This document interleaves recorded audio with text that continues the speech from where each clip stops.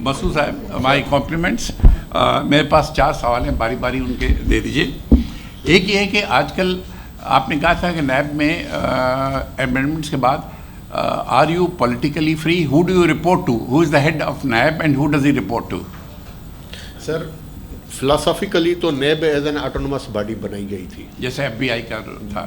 Sir देखिए, आप FBI को नैब पाकिस्तान के एटमॉस्फेयर में कंपेयर नहीं कर सकते, क्योंकि जब आप अमेरिका या बरतानिया या ऑस्ट्रेलिया में किसी भी एक बंदे के ऊपर एलिगेशन लगता है ना, कितना भी वो पावरफुल क्यों ना हो, लेकिन उसके साथ जो सियासतदान होंगे वो साइड कर जाएंगे कि let him face his inquiry, वो डिस्टेंस कर लेते हैं। ठीक, यहाँ पे आप एक करप्ट बंदे को पकड़ेंगे तो बाकी सारे जो है उसको अपॉर्चुनिटी अवेल करके कहेंगे सब उसका साथ खड़े हो जाना है कि जी नहीं हमारे साथ ज्यादती हो रही है, उसको पोलिटिसाइज करना शुरू कर देते हैं।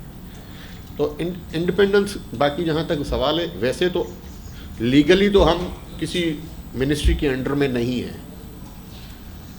लेकिन फाइनेंशियली रिपोर्ट किसको पेश करते हैं बटौल? सर पहले प्रेसिडेंट होती थी, इस दफा पार्लियामेंट को चेयरमैन नैब, वो सर अब पार्लियामेंट करेगी। ओहो, फिर वही, पार्लियामेंट फिर तो यू आर पहले प्रेसिडेंट करता था। पहले ये सर अथॉरिटी वो है। अच्छा जो चले। आपका सवाल दूसरा सवाल ये, how do you select the cases to investigate?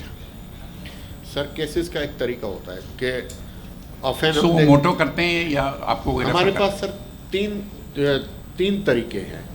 एक तो कोई कंप्लेंट दे हमें, दूसरा हमारे पास सुमोटो पावर्स भी हैं। अगर कोई न्यूज़पेपर में कोई स्कैंडल आ जाता है तो उसको हम बेस बना के जो है एक सोर्स से अपनी रिपोर्ट सबमिट करेंगे। अभी तो आप कह रहे सर कि मीडिया वालों की बात नहीं सुनते हम, जो मीडिया में निकलता रहता है अखबारों में।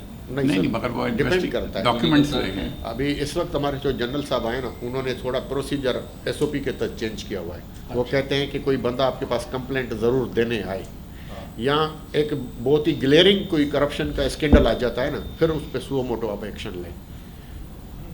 तो यहाँ कोई डिपार्टमेंट समटाइम्स हमें हाई कोर्ट्स और डिस्ट्रिक्ट जुडिशरी भी हमें रेफ़र करती है, केसेस डिपार्टमेंट्स भी रेफ़र करते हैं, तो वो भी रेफ़र कर सकते हैं। कोई बंदा, ऑर्डिनरी बंदा भी आके कंप्लेंट दे सकता है। और तीसरा जो है सुओ मोटो। मसूद साहब, अब तक सिंस आपने शुरू किया था आई थिंक 1999 में ना, तो कितना आपने प्ली बार्गेन रिकवर किया है अंदाजन? सर क्योंकि मेरे पास जो पुराने फिगर्स हैं ओवरऑल वो बड़े ख़राब थे, खाली 19 बिलियन टिल 2007, बाद का फिगर मुझे मिला नहीं। 2007 तो बहुत पुराना। हाँ, एग्री। तो आप अभी इस वक्त जो मैंने आपको बताई रिकवरी की फिगर, वो मोर देन 455 बिलियन है। Only plea through plea bargain sir ये through court and other. Sir हमारी जो प्ली बार्गेन होती है ना, वो क्या होती है कि जब हम कोई भी प्रपोजल बनाते हैं प्ली बार्गेन का, तो हम अप्रूव करती है नैब। नैब के बाद वो फाइनल डिसीजन और अप्रूवल के लिए कोर्ट में जाता है, और कोर्ट उसके ऊपर अपने जो है डिसीजन देती है। ठीक है। अच्छा, आखिरी सवाल है, ये अमेंडमेंट्स ने आपको बिल्कुल कमज़ोर कर दिया है, कोई तरीका है कि हम उनको रिवर्ट कर सकें? सर ये पार्लियामेंट कर सकती है, ये पार्लियामेंट का पावर होता है। कोई लॉ मजबूत अमेंड लीडर आ करना, जाए। Legislation is the job of parliament. अच्छा, we are executive, we have to only follow. अच्छा, आखिरी है कि आपकी वेबसाइट पे ये पूरी इंफॉर्मेशन अवेलेबल होती है इजीली? जी हाँ सर, बिल्कुल। एक और सवाल है आपके लिए, sir is across the board accountability possible under the present law? यहाँ लिखा हुआ है कि judiciary has not been included और मिलिट्री ऑल्सो, तो ये क्या सही इंफॉर्मेशन दी हुई है? जी सर, बिल्कुल। तो फिर अगेन आपके हाथ बन गए। सर आपने एनिमल फार्म बुक पढ़ा है?